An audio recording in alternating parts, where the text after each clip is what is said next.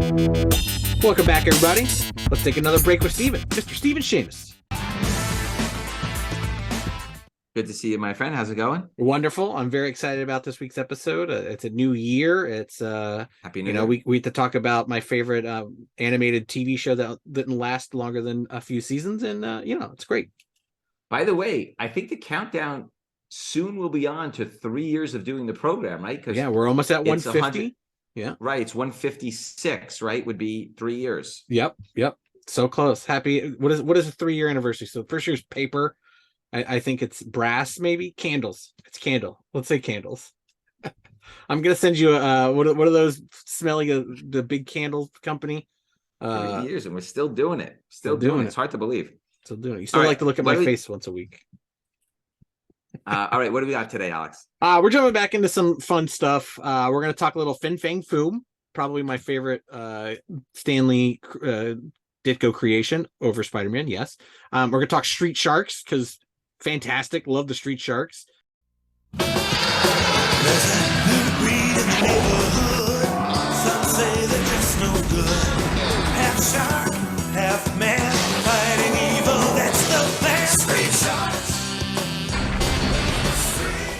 We're gonna talk about the DC comics to the Steampunk Variants, which I think I remember them coming out, but now that I was looking at it for this episode, I do not remember them, which there's a reason, I think. And then Cassian Andor, because that show was probably the best Star Wars thing we've gotten in years since Rogue One. Can you be trusted without your shackles? Let's just get this over with, shall we? We've a mission for you.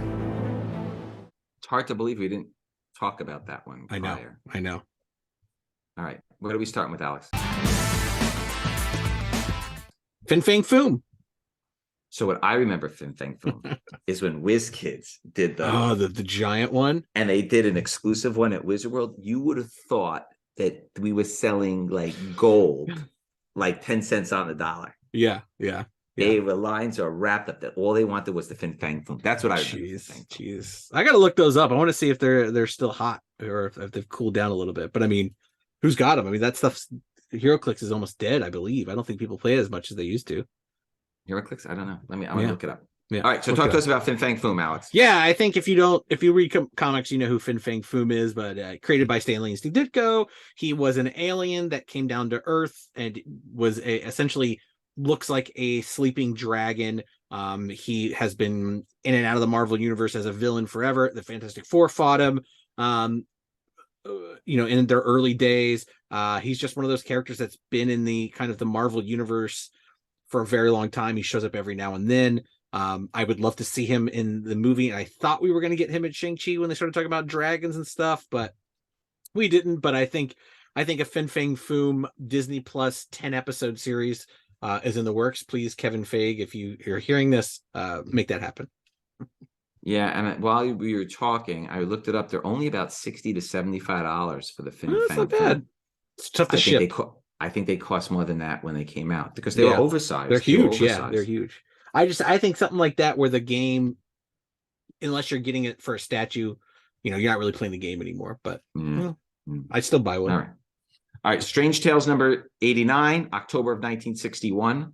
There are 4 90s, 6 85s, 11 80s, and 15 75s. A 4.0 recently sold for $3,000. So it's very, very expensive. It's big. Yeah. This one has the trifecta. First appearance of Fang Foom, Stan Lee story, Jack Kirby cover and art with Steve Ditko art in the middle.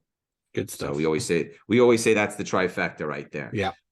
Then Astonishing Tales number 23, 4 9.8s, 14 9.6s, 21 9.4s, 9.8 recently sold for $515. Living Colossus, Fang Foom appearance, Tony Isabella story, Dick Ayers art, Gil Kane and Mike Esposito cover. Big too. All right, what do we got next, Alex? You're gonna laugh at this one. The Street Sharks, the wonderfully late 90s animated show and toy Alex, franchise. What is going on? This is nostalgia. Going on? This show didn't even last more than 3 seasons. It was about some surfer bros who got turned into sharks who could use streets as like water and like dig underground, and they fought evil. This was a time, man. Animated TV shows, Toxic Crusader, stuff like that. This was a time. And notoriously, this is a great one because there's notoriously a video of Vin Diesel before Vin Diesel was who he was, in his vest at like a toy fair, explaining who the characters were and what they were to like potential buyers. That the video will be playing it here because it's phenomenal. But yeah, What are we looking at here? We're looking at Boomer. This is Boomer. He's got the biggest mouth of them all. He's the whale shark. Say hello to that round mound of pound and his power slam. Very deadly. He loves to tenderize the competition before he eats him. Then we've got Sledge the Hammerhead. Sledge the Hammerhead loves to floor the competition with the flying headbutt. You got me? love this franchise, and it's expensive. Alex, this makes no sense to me at all. But Street Sharks #1 from Archie, January of 1996, 9.8, 9.6s.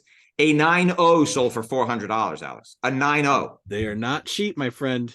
Martha Moran and Evan Skolnick story, Nelson Ortega, Jay Oliveris, and Phil Sheehy art with a Frank Terran cover. I do not know. Alex, I can't explain this. Street Sharks #1 from May of 1996, also Archie, 6 9.8s, a 9.8 recently sold for $400, $20 to $25 raw. Yeah. Also Evan Skolnick story, Nelson Ortega and Manny Galano art, Nelson Ortega and John Oliveris cover. I bet you that a lot of retailers don't know to pick these books out. I don't know if they don't know or if they just don't get them.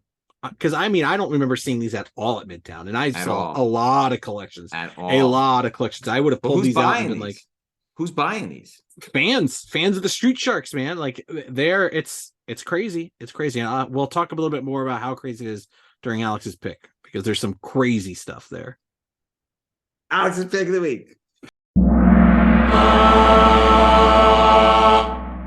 Street Sharks. I got to keep talking about it because I love this franchise. I watched the show.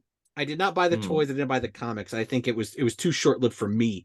But like, I know for a fact that when you go to shows and you see like people that have original Street Sharks in package, how bananas these things are. So the original Street Sharks come in these boxes. They're very big toys. They're very big toys, bigger than regular action figures. Bigger than Fin Fang Foom? Bigger than Fin Fang Foom? No. But probably more, but definitely more expensive than Fin Fang Foom. Hold on, I gotta look up these Street Sharks. Go ahead. Do it and look at the sold listings. So like your original characters go anywhere in box go for anywhere between $250 to $500 per action figure, and these are late '90s stuff. And then like there's a later in the toy run, like towards the end of the run, that didn't last for a long time at all. Oh my God, this is crazy, Alex. Yes. Street Sharks Night Fighters Sting Shot Streaks Unopened, which is just another action figure in the run. Again, towards the end. Last one sold for $800. $800. How about the jet? Yeah, they're it is bananas. If you ever find a Street Shark in box, no matter what it is, you've got money. You've got money. These things are out of control. Yeah. For a phenomena of like nothing, like you didn't know what they were. Like, it's very strange world. Wow. Now you know why the comics are blowing up. That's it. Anything Street Sharks, money. By the way, you're gonna be blown away by the next one. Go ahead, Alex. The DC Comics Steampunk Variants. It's crazy. It's absolutely crazy. These were 1 in 25 variants. Right, which aren't very high at all. 1 in 25s are pretty easy. I mean, for a shop not to order 25 Batmans or Wonder Womans or Superman Wonder Womans, like, that's not a lot. But I think these moved by everybody. Any idea why they're? I just don't think they were ordered very high. I really don't. I think that who's collecting these? Who's collecting these? That's the thing, right? Like, they're obviously highly collectible because I don't think there was that many slabs. Like, people weren't interested when they came out, and now they're just. Alex, you're gonna be blown away. Okay, Batgirl #28. Most of them, I believe, they're all April of 2014. So I'm not going to give you the dates. They're all April of 2014. Yeah. Okay. Batgirl #28, J.G. Jones cover, 31 9.8s, $325 plus. It's a lot. Batman number 28, Howard Chaykin cover, 49 9.8s. That's about a $325 book. Okay. Batman and Two-Face number 28, Matteo Scalero. There's only one 9.8, but I think the pop is changing, and it's sold for $500. Wow. $25 raw. Batwoman number 28, Dave Johnson cover, 6 9.8s, $450. Harley Quinn number 3, Tommy Lee Edwards cover, 46 9.8s. I couldn't find them. Those are 75 to 150 raw. Ooh, boy. Superman Wonder Woman number 5, Dan Panosian cover, 37 9.8s, $450. These are big prices, Alex. Those are huge. Okay. Are you sitting down for this one? The Yes. Wonder Woman one. And I checked this. There's multiple sales. Yeah. Multiple sales on the Wonder Woman. Number 28, J.G. Jones cover. 26 9.8s. $1,900 to $2,000. That's absolutely crazy. That's Crazy. crazy. I'd buy up all the steampunks you could find. Yeah, this is not. This is definitely something I'll be bin diving for and looking for at shops, because these prices are out of control. Out of control. You can't get a full set. You're spending thousands of dollars, 5 to 10 grand to get all of them. Nuts. Yeah. All right. What are we closing with tonight, Alex? Cassian Andor. Some of the best Self-explanatory, TV. Yeah, some of the best TV, Star Wars TV at all this past year. What a great way to end it. Diego Luna. How about the escape from prison? Oh, what a good Andy Serkis should win something for that episode. He was amazing in it. He's amazing in everything. He couldn't swim. Can't swim. He knew it. It's crazy, right? Nuts. All right. So I think we're gonna see. Are we gonna see a season 2 of this or no? Yeah, they're gonna do a season 2, and I think that's it. I think they're gonna say season 2 wraps into Rogue One. So obviously, Got it. Spoiler alert: if you haven't seen Rogue One, he dies. He is dead. I think you've had plenty of time. 5 Yes, years. yeah, 5 exactly. years. 5 year grace period Yes. is over. Okay. Star Wars Rogue One adaptation number 1, Phil Noto cover, but the Phil Noto cover is like almost photo-like. Yeah, June of 2017, 250 9.8s. that's a lot. About $125. Yeah, Jody Hauser story, Emilio Lazo and Oscar Bazaldua art. The blank sketch edition is only about a $5 to $10 book. There's 2 9.8s, but 26 signature series 9.8s because they're the blank sketch covers. Yep, All right. it's high. Mike Mayhew 40th anniversary Ewok cover. Because it's the Ewok cover, it's not the cover that people want. There's 59 9.8s. It's great art, but it's not. Yeah. They want it's not the Cassian. Rogue One. Yeah. Right. They want Cassian. Right. That's about a $60 book. Then you have the John Tyler Christopher Jean Urso action figure variant cover. Right. So that's what's her name? I'm losing the actress. Oh my God, I'm drawing a blank. Yeah, I know. Yeah. Jin. Yeah. Hold on.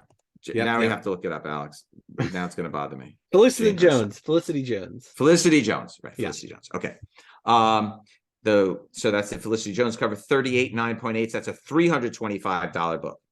Here's the tough one: the Walmart photo cover. Yeah, you can't yeah. find this book. No. 12 9.8s. It's over $600 because everybody wants to get that one signed. Of course. Right. Then you have the Joe Quinones 1 in 10 droids cover. Again, it's not the cat. Right. It's 46 9.8s, about $150. Then there is a movie variant, 1 in 15 photo cover. There are 45 9.8s. There are 28 signature series 9.8s, probably either Diego or Felicity. I think they've both done signings. That's about a $200 book. Then the Terry Dodson 1 in 25 cover, 26 9.8s. $125 to $150 raw, $700 to $1,200 in 9.8. That's huge. Then there's the John Tyler Christopher director Kremnick action figure Tate's comic edition, 42 9.8s. That's about a $275 book. Then there's the John Tyler Christopher 3-pack Wonder World comic books edition, 56 9.8s, about $175. Not bad prices if you got them. Yeah. All right. That does it for this week. We appreciate you sharing your evening with us, day with us, whatever. We will see everybody next week. Same bat time. Same bat channel. Happy New Year, everybody.